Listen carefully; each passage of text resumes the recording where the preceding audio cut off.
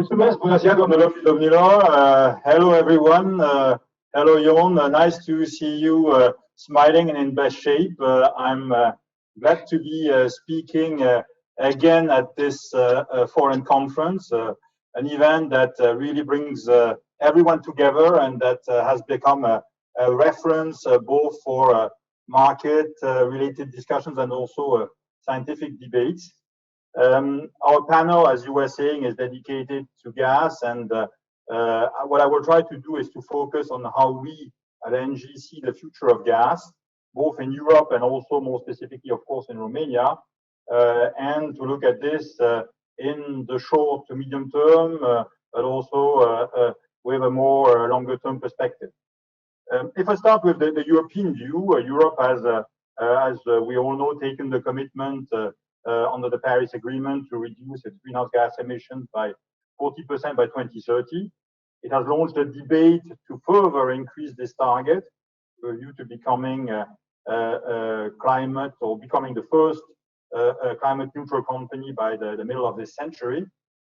And on top, there are quite ambitious goals as well that were set to achieve long-term carbon neutrality, more sustainable growth, and also an economy that would be based on clean energy, aiming at zero greenhouse gas emissions by 2050 through also the European Green Deal. At ENGIE, of course, we do fully support these two ambitions, carbon neutrality by 2050 and also a higher 2030 target as an important milestone on this way, provided, however, that an enabling regulatory framework and a proper market design are put in place. And of course, also provided that there will be appropriate funding for these developments. As to gas, we do firmly believe that natural gas, that is for us, the transition energy of the energy transition, and green gas, such as biogas, biomethane, or green or blue hydrogen, will play an important role in the future energy mix of the European Union. The reason why we believe that gas has a future in a decarbonized Europe are very simple and actually quite intuitive. First of all, in the short to medium term, gas can decrease greenhouse gas emissions, in particular in power generation, as it gradually displaces coal and lignite-fired power generation with the increase of CO2 prices. Heating and transport are also sectors in which gas can achieve a significant greenhouse gas emission reduction. Gas has quite a few advantages, as you know. It's easily transported and stored. It is available widely and at the time when it is needed. So it's also a good energy to cover peaks. The gas infrastructure is already in place pretty much all over Europe. And by making proper use of it, Europe will save significant amounts of money. Just to remind you of a couple of figures to give you also an idea of the importance of gas infrastructure in Europe. Europe has 270,000 kilometers of gas transportation pipelines. It has approximately 1.4 million kilometers of distribution pipelines. In addition, there are more than 1,100 terawatt-hour of gas storage capacity and more than 200 terawatt-hour of regasification capacity in about 30 LNG terminals. So we're speaking about an extremely infrastructure-heavy sector and business. Many of those investments are recent, and there are more or many more coming also in Romania, and I will come back to that. What we do believe is that Europe and all of us here around this conference should not oppose gas and electricity, but rather try to better integrate or even at the level of energy policies, couple those two energies. Today, when you look at the way infrastructure is developed, there is clearly room for improvement to better optimize and coordinate the development of gas and electricity infrastructure. If we would, and I've heard this in various instances also at European level, be aiming, for instance, at fully electrifying heating needs of consumers, the cost of that would be absolutely huge for both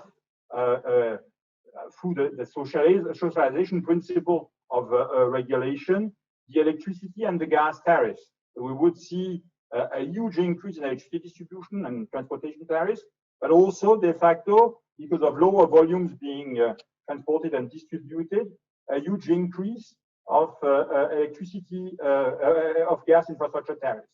Of course, this is not the most effective way of using the money of the community.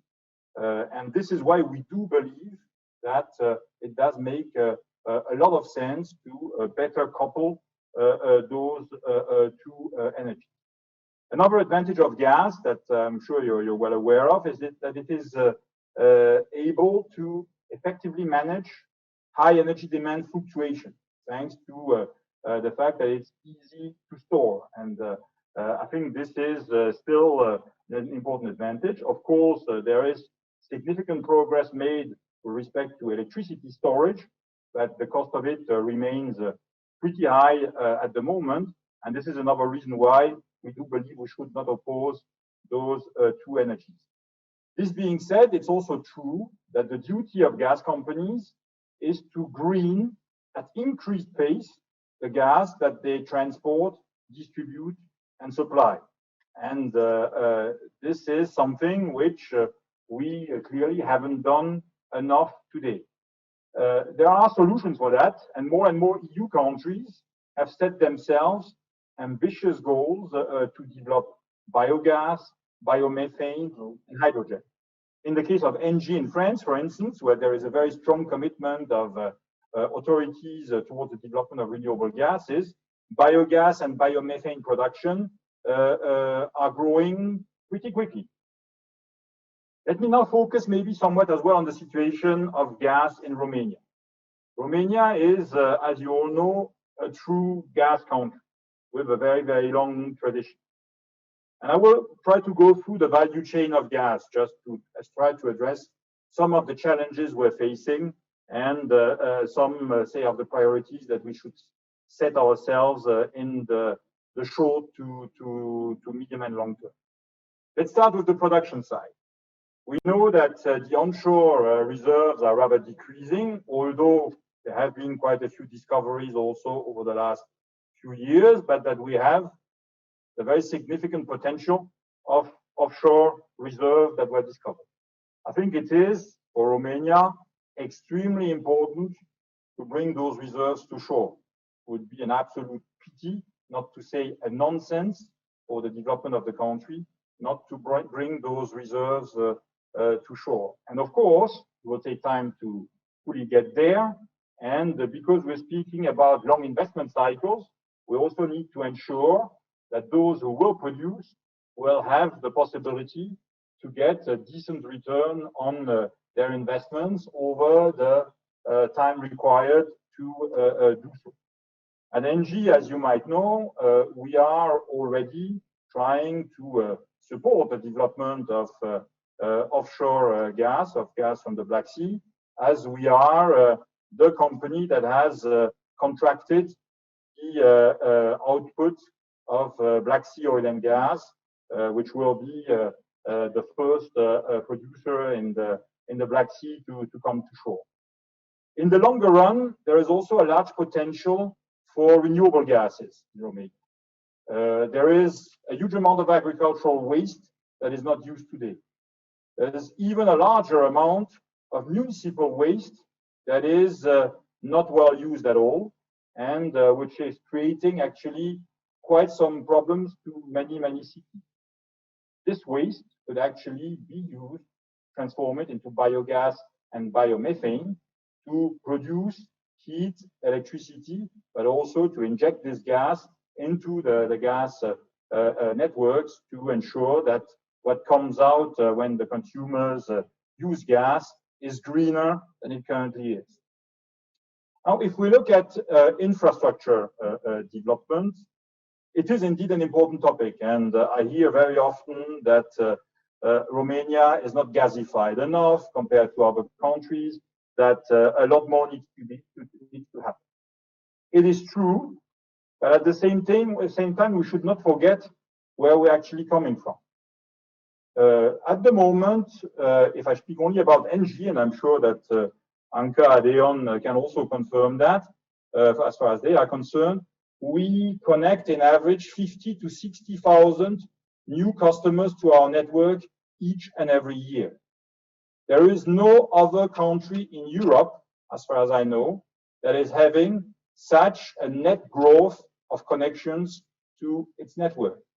So it is already actually quite significant, and it represents, of course, also a major investment effort for the device operators. Now, there is a wish to go further, and it is legitimate. I think it's a good intention to go further. But the question is, how do we get there? And well, we've been facing legislative developments recently with Law 155, which again had good intentions, trying to accelerate the development of the gas network.